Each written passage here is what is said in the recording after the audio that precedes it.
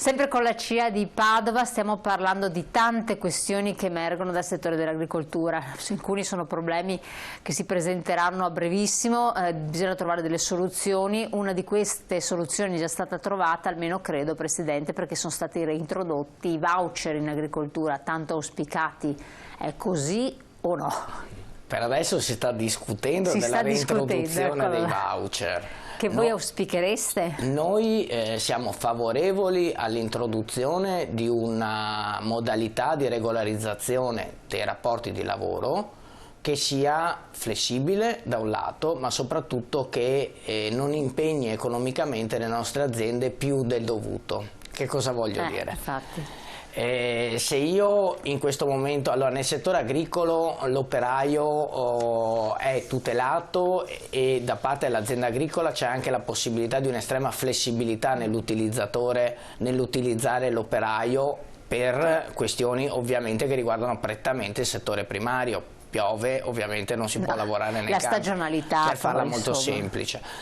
Però che cosa avviene? Per fare un contratto di lavoro è necessario fare il contratto di lavoro, la comunicazione Unilav, la busta paga, il 770, il CUD, tutti adempimenti che costano e che devono essere fatti per ogni lavoratore.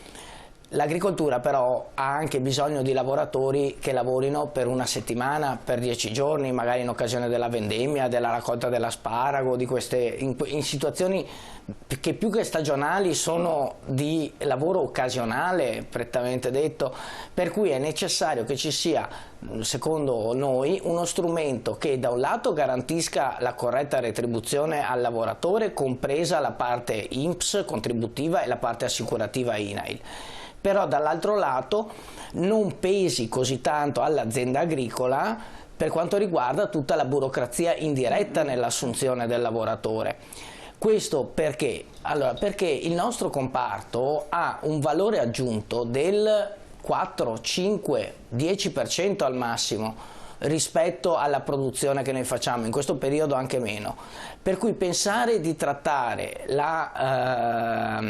diciamo, il peso della regolarizzazione di un lavoratore subordinato come un'attività turistica, per esempio, non è corretto, perché l'attività turistica ha un valore aggiunto estremamente più alto dell'agricoltura. Per cui noi siamo per la reintroduzione dei voucher, chiamiamoli come vogliamo, li chiamiamo in un altro modo, insomma di uno strumento che ci permetta la regolarizzazione dei lavoratori anche per momenti spot che ci sono nel nostro mondo produttivo.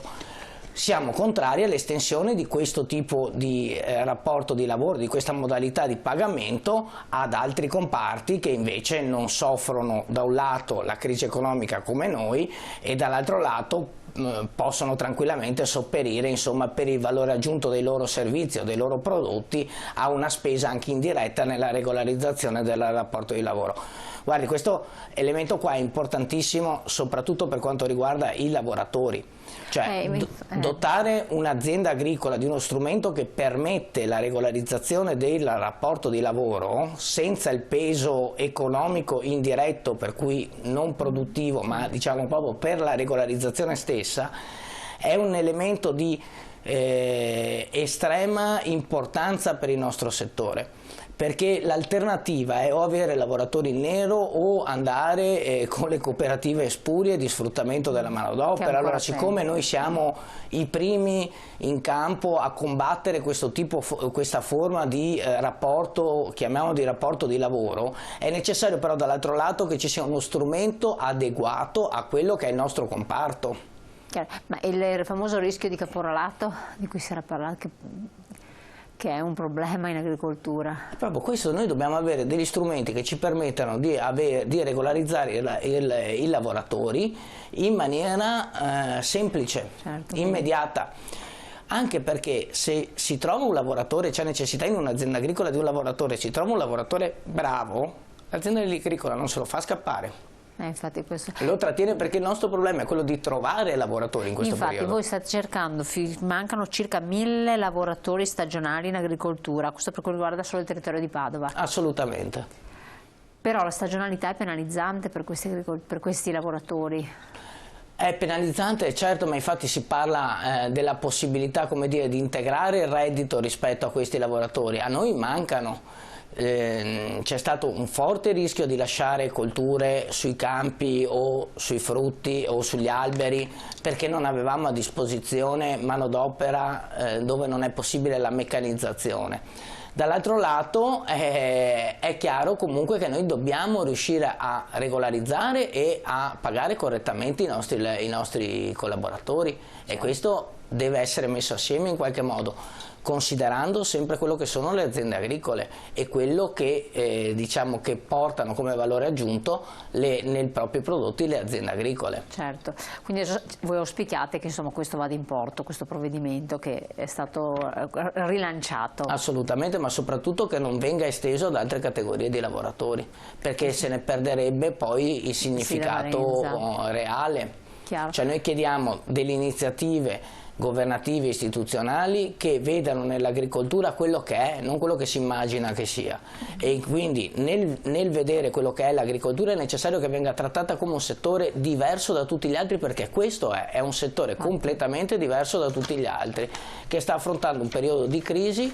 complicato che riguarda sia i cambiamenti climatici ma anche i valori della produzione, ma anche la necessità di manodopera. Allora, se noi vogliamo che il nostro settore sia ancora un futuro o rappresenti una possibilità di futuro anche per le nuove generazioni, deve essere ragionato da capo un po' tutto quello che è il nostro comparto. Quando il Presidente dice stagionalità, una delle stagionalità, a parte la raccolta degli asparagi, vabbè, che è poi la vendemmia, no? Che tra l'altro ha dato buoni esiti anche quest'anno. Sì, quest'anno è stato un anno molto particolare perché abbiamo avuto un'ottima qualità, però anche una forte diminuzione di produzione, proprio perché mancava l'acqua. Come dicevo prima, mancava l'acqua. Però la qualità è buona. Sì, la qualità è molto buona e questo ci riempie anche d'orgoglio, perché secondo noi i colli euganei vanno valorizzati molto di più di quello che... Quindi produzione di, per precisare per chi non è della zona, soprattutto nella zona dei colli. Sì, mi scusi, parlo della zona dei colli in particolare, che io definisco sempre un po' la perla della provincia di Padova. Parco Colli. Parco Colli, esatto. Perché ci sono dei vini straordinari che però non sono conosciuti e quindi apprezzati da un grande pubblico, e questo secondo noi è un'opportunità che nel futuro bisognerà saper cogliere nella maniera adeguata, proprio per dare respiro alle aziende che da anni, da decenni lavorano in maniera veramente importante e con rigore nei nostri colli. C'è stata una crescita significativa tra l'altro proprio della qualità del prodotto? Sì, rispetto agli anni scorsi sì, perché si sta andando sempre di più verso una qualità migliore, anche con grosse difficoltà. Quest'anno c'è stato, come ripeto, la siccità, non dimentichiamo mai la fauna selvatica, che quella è sempre presente e di anno in anno si fatica sempre di più a contenere. Però il Parco dei Colli Euganei è comunque un teatro importantissimo sia per la provincia ma anche direi per tutta la regione. E si candida? Sì, esatto, che ha avviato quest'anno la candidatura a diventare riserva MAB UNESCO. Cosa vuol dire? Questa riserva è un territorio che attualmente si estende per esattamente il doppio, cioè comprende tutti i comuni del Parco dei Colli Euganei, però i vari comuni che attualmente fanno parte del Parco Colli non hanno tutto il territorio comunale dentro al Parco Colli, specie quelli periferici, mentre questa biosfera prevede di agglomerare tutti i comuni che fanno parte adesso del Parco dei Colli Euganei nell'interezza del loro territorio comunale. Cosa comporta questa? Visto che in zona dei colli, appunto, come diceva lei, ci sono delle produzioni importanti, in primis l'uva, ma anche altre, perché è zona anche agricola. Sì. È una penalizzazione perché ci potrebbero essere posti dei vincoli, delle limitazioni alle produzioni o ulteriori produzioni più intensive, o la tipologia stessa, se diventa biosfera, magari bisogna fare tutto biologico, non lo so. No, infatti questa è stata la nostra prima preoccupazione, che fortunatamente abbiamo avuto rassicurazioni in merito.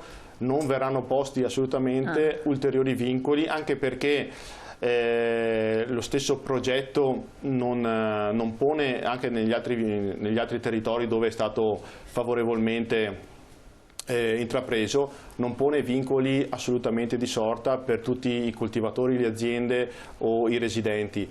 Tira un respiro lei, Presidente.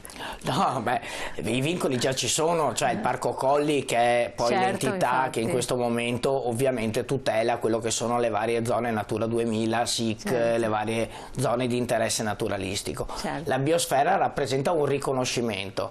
Quindi quello che diceva il Vicepresidente, questi prodotti poi avrebbero un ulteriore elemento anche per essere proposti al pubblico, giusto? Assolutamente sì, e poi anche l'attrattività stessa di avere un sito patrimonio dell'UNESCO dove questi prodotti insomma possono avere anche un respiro, direi, internazionale, perché dall'estero si è già visto che in questi territori che vengono, diciamo, valorizzati molto di più, arrivano turisti, e ricordo insomma che la zona termale oggi purtroppo sta vivendo una fase particolarmente difficile, però negli anni passati era un forte si stanno catalizzatore di riprendendo turismo. comunque, sembra. Ecco, sì, fine infatti, settimana sempre. Se questo progetto dovesse funzionare, ancora di più probabilmente e fortunatamente, oso dire, gli alberghi e gli hotel presenti ne trarrebbero molto giovamento, assieme alle aziende agricole che potrebbero vendere i loro prodotti e a tutto l'entourage che ruota attorno all'economia del Parco dei Colli Euganei. Quindi anche un'attività di marketing, Presidente, spinta, perché sto pensando alle colline del Prosecco, però diciamo che prima di arrivare a Colline del Prosecco UNESCO hanno fatto un'attività di marketing spintissima sul prodotto Prosecco, no? Ma assolutamente, nel senso che il marketing territoriale è l'elemento che in questo momento sta aiutando tutte le zone, diciamo, vocate a avere, come dire, nell'elemento del paesaggio e del territorio, e quindi soprattutto delle attività agricole che il territorio custodiscono, lavorano e creano prodotti di ottima qualità, un'ulteriore possibilità con un riconoscimento internazionale di questo tipo. Insomma, è una cosa alla quale noi stiamo lavorando assieme ovviamente a tutti i comuni interessati, al Parco Colli stesso che è capofila di questo progetto e che speriamo vada in porto, perché potrebbe essere un interessante volano per l'economia, sempre in un'ottica ovviamente di turismo compatibile con quello che è l'ecosistema poi dei Colli Euganei.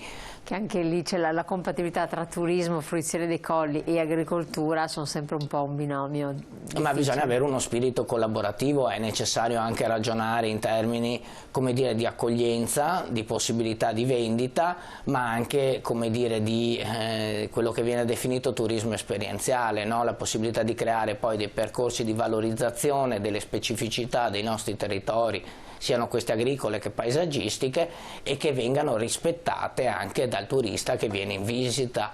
È chiaro che questa è una tensione costante, l'abbiamo visto anche con la città di Venezia, però è una cosa ineludibile e che secondo noi deve essere in qualche modo, come dire, governata, non lasciata allo sbando, e proprio per questo anche il ragionamento sul MAB UNESCO mette assieme una rete di comuni e di soggetti che credono in questa iniziativa e che la reputano anche una possibilità interessante per il territorio. Certo. Quindi incentivare questo, poi visto che voi siete anche giovani, ci tenete anche a incentivare i giovani agricoltori e non solo, quelli che sono anche un po' più anziani, che hanno magari una mentalità ancora ancorata ad altri principi. Sì, tra l'altro noi uno dei progetti che stiamo portando avanti è quello del turismo lento, che si sposa benissimo con quelli che sono i progetti che il MAB UNESCO dovrebbe portare, ma oltretutto in questo caso non si ferma al Parco dei Colli Euganei, ma arriva fino alla nostra bassa pianura padana, quindi parlo dei confini con il fiume Adige, perché abbiamo visto che negli ultimi anni il turismo lento, banalmente quello che si pratica in bicicletta, la bicicletta può essere una delle macchine a cavallo o anche a piedi, offre appunto un'esperienza di immersività molto più ampia rispetto che quella che è la classica vacanza che si fa serviti e riveriti, e di scoperta del territorio. Assolutamente, il turista che scopre il territorio e vive qualcosa che gli resta poi anche degli anni successivi. Io vi ringrazio, il tempo è volato, quindi grazie Presidente Trivellato, grazie Vicepresidente di essere stati qui con noi e grazie alla collaborazione della CIA di Padova che ci aggiorna per tutto quel che concerne il settore in questo ambito territoriale dell'agricoltura, che è molto molto importante. Abbiamo fatto chiarezza anche su alcuni punti, alcuni aspetti. Se volete rivedere la puntata, naturalmente guardate sul nostro sito internet. Grazie ancora, grazie a voi di essere intervenuti e buon proseguimento. Grazie a lei.